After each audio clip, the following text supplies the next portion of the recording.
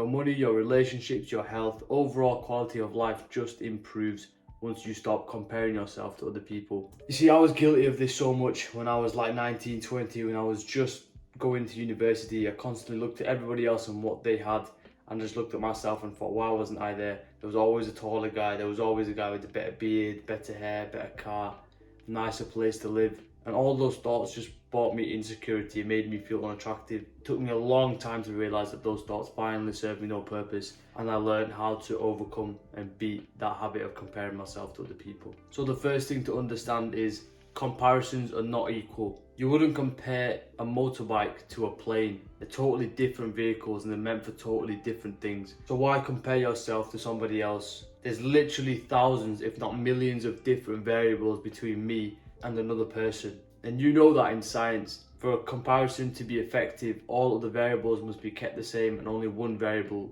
can be changed.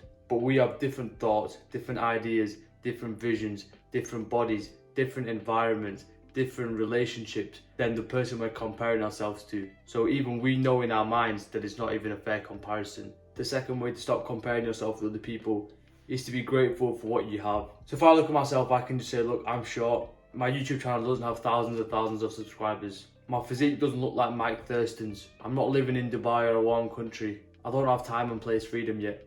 That's one lens I could choose to look at. And that was the lens I was looking through when I was younger. And now this should be the flipped version of it. I'm in decent shape. I've been blessed with good skin and good hair. I enjoy reading, I enjoy socialising and interacting with others and sharing ideas. I like learning about entrepreneurship, and I've got the mindset of creating my own business, making a living from the things that I'm passionate about. And people enjoy being around me, and I enjoy sharing the things I've learned with other people. Now, the old version of me would have only focused on the things that I didn't have, and that is a recipe for negative emotion. You've got to make it a habit to be grateful for the things that you have, because then that'll only attract more of those things in your life. If you keep comparing yourselves to others, you'll just be more and more ungrateful for the things that you don't have. So life will give you more and more reasons to be ungrateful. Now, the third way to stop comparing yourself with others is to find the only true comparison, which is yourself. Comparing yourself to yourself is the only fair comparison you can make in the world. It's the only time when all the variables are kept as close as they can be. So how do you go about doing this? You ask yourself questions over periods of time. So for example, what good habits have I picked up over the last 2 years? What bad habits have I dropped over the last 2 years? How has my health and fitness improved? How much more money am I making? Are my social skills improving? Am I in better relationships? How are things with my family?